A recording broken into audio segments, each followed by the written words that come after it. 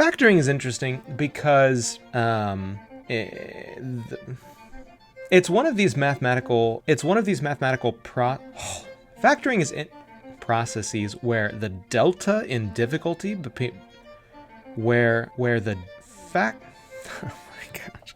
Good morning, good afternoon, good evening, good night, good whatever time it is where you are. It is cold here in Texas. It is crazy. We have had snowstorms and power outages and, water problems. So I hope things are better near where you are. Welcome to your Friday Math Minute, the only Math Minute guaranteed to be on Friday, guaranteed to be no more than 10 minutes long. I wanted to do something by request. A student of mine, shout out to Jessa, requested that I talk a bit about factoring. Factoring is interesting because it's one of these mathematical processes where the delta in difficulty between doing it one direction versus the other is quite significant. In fact, it's that delta in difficulty that basically underlies, the internet, everything. Internet banking, passwords, everything. Maybe quantum computing is going to make it so that that doesn't matter anymore, but who knows? What am I talking about? So let's say that you had two numbers like 3 and 5, and you want to multiply those two numbers together. That is, we're going to treat 3 and 5 like they are factors. Well, that's very, very easy. You simply multiply. We have lots of different algorithms for multiplication. 3 times 5 is 15. You're done. But let's say, on the other hand, you start with some number, maybe something like 32, and you want to factor this number. You want to figure out what are the numbers that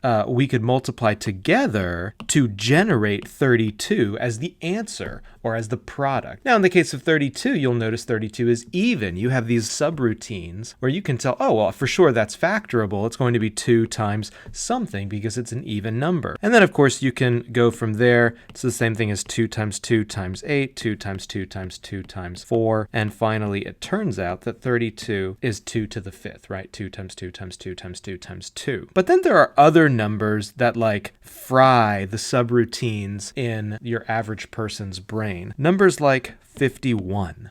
And for 51, it's wait, is this one of those prime numbers that's actually not factorable beyond the number itself and 1? Or, this is obviously not even, but maybe does some other prime number go into it? Does 3 go into it? Does 5 go into it? In this case, although it is apparently little known among the people, 51 is in fact 3 times 17. Why am I talking about this at all, right? I've kind of gone off on a little diatribe about factoring. Because factoring polynomials works similarly. If you start with two polynomial factors, like say x plus 2 and x plus 7, there are lots of different algorithms for multiplying these out, and none of them are particularly difficult once you've had a bit of practice. What I prefer my students to do is something we call the area model for multiplication. Or more simply, you can see it's a bunch of boxes. I call it the box method. The way that this works is we treat each individual polynomial as if it is the length or the width of a rectangle, and then we find the area of a bunch of boxes because that is a multiplicative process. X times x makes x squared, right? X times 2 is 2x, x times 7, moving down to the bottom row, is 7x, and 2 times 7 is 14. We add together our like terms, which if we've organized our polynomials well, will typically follow along diagonals, and we can say this is the product x squared plus 9x plus 14. But just like with numbers, what if we wanted to do this process backwards? What if we wanted to start with some result, x squared plus 10x plus 16, and work our way backwards to whatever linear factors must have generated that product? I would tell my students, okay, let's start with the box again, and let's not focus on the stuff that's weird right now, because you'll notice we have, for example, 4 open boxes, but only 3 terms in this trinomial.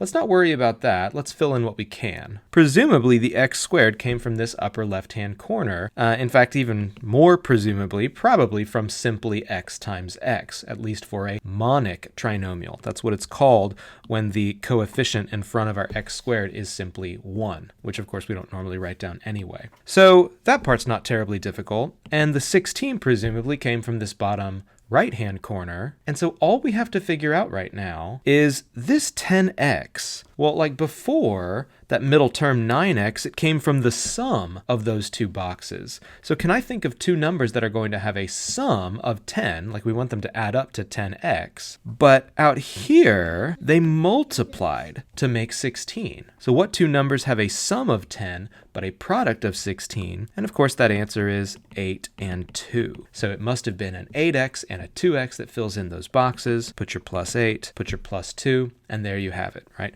This must have come from the linear factors x plus 2 and x plus 8. But not every trinomial is monic. What if instead of the simple x times x makes x squared variety of polynomial multiplication, what if we had something like, let's really go crazy here, 3x squared plus 13x plus 14? What are we going to do with something that looks like this? Again, you might think, well, presumably this is coming from some two linear factors multiplied together. We're going to try and figure out, using the box method, what those factors were. The 3x squared probably came from this upper left-hand corner, but now we meet our first little problem compared to what we were doing a moment ago. I can't say, oh, well, that's x times x, because x times x does not make 3x squared. Now you can probably figure out, well, if it's not x times x, the only way to generate 3x squared would be x times 3x, and that is true, but let's leave that alone for just a second. Again, the 14, we know where that came from. It must have come from that bottom right-hand corner. Again, we want two terms that have a sum of 13, but if we're thinking this came from an x and a 3x, then we have to be really careful right now. We do need these two boxes to add up to 13x, but it's not going to be the case if this is like, 5 and 8 now. Even though 5 and 8 add up to 13, I'm going to be multiplying 5 times 3x for a 15x in that upper right-hand corner. And so it's actually not going to work out to 13x in that case. It's going to end up being 23x. That's way too large. So we have to compensate for the fact that this 3x squared is probably going to factor out to x and 3x. And we do it not looking at the 14 for the product, but instead what I call a times c. So the general form of a quadratic is ax squared plus bx plus c. I'm saying quadratic, trinomial, quadratic. We can use these interchangeably right now. Second degree trinomial if you want to be picky about it. In the general form, again, if a is 1, we call that a monic quadratic. And those tend to be very easy to factor if they're factorable. You want your product to match up with c and your sum to match up with b. But if a is not 1, if you're dealing with something that we call a non-monic quadratic, it is still the case that you want two numbers that have a sum of b. So that's always true. You always want your sum to add up to b. But you actually want the product to multiply up to a times c, the product of those two coefficients. So like in this particular case, fortunately I can already see those in the box right there. 3 times 14 is 42. So I want numbers with a product of 42, but a sum of 13. 43, 1 and 42 is no good. 23 from 2 and 21, no good. 3 and 14 obviously could work. That's how we got 42 in the first place. But 3 plus 14 is 17. It's 6 and 7 that I want. And so it must be a 6x and a 7x that fills in these other boxes. From there, I can go ahead and work my way out. I wrote my way out. 3x times what makes 6x. 2 must be what goes at the top of that box. X times what makes 7x. Of course, that's still quite simple. It's got to be 7. And then is it true, just as a quick double check, that 2 times 7 is 14? And the answer is yes, it is true. As a little additional exercise, how could we generate a bunch of factorable non-monic trinomials? Like a second ago, I just wrote down 3x squared plus 13x plus 14, but like, where did I get that information, right? Did I do it ahead of time and then write it down? Maybe a little bit, but could I generate a bunch of factorable trinomials right now? And the answer is yes.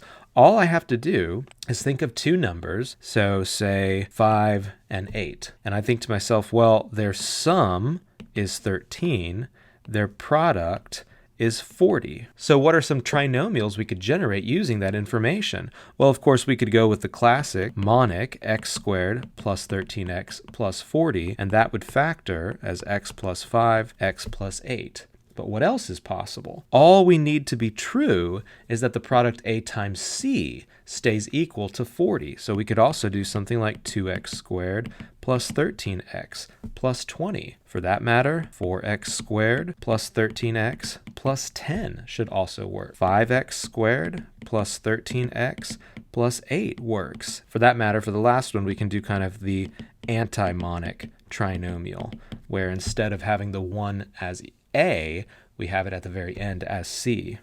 All of these are going to be factorable. In fact, as I factor them, and of course you could use the box method to practice on these, but as I factor them, you might end up noticing an interesting pattern that emerges. So 2x squared plus 13x plus 20, this ends up being the same thing as 2x plus 5, x plus 4. Or 4x squared plus 13x plus 10 ends up being the same thing as 4x plus 5 times x plus 2. 8x squared plus 13x plus 5 ends up being 8x plus 5, x plus 1. Am I doing these correctly? I think so. 10x squared plus 13x plus 4, 20x squared plus 13x plus 2, and 40x squared plus 13x plus 1 I leave as an exercise for the viewer. So I hope that has been helpful to you. A quick little primer on trinomial factoring, how it relates to numeric factoring, and how we can use the box method to make our job a little bit easier. Again, the key is you're always looking for two numbers with a certain sum and a certain product. The sum should always be equal to the coefficient of the middle term, the x term, also known as the linear term, also known as b. The product should always be equal to a times c. Those are the other two numbers, the first number and the last number, if you're writing the polynomial in ascending or descending powers of x. The coefficient of the x squared term, and then the constant, also a times c. So a variety of ways to think about it. But that's that. I hope that has been helpful to you. Comment down below with any questions that you have. Give me the answers to these three trinomial factorings, along with perhaps your observation on the pattern that's going on here and how it is that perhaps we could use that pattern to factor other trinomials in the future. See y'all around. I wrote my way out.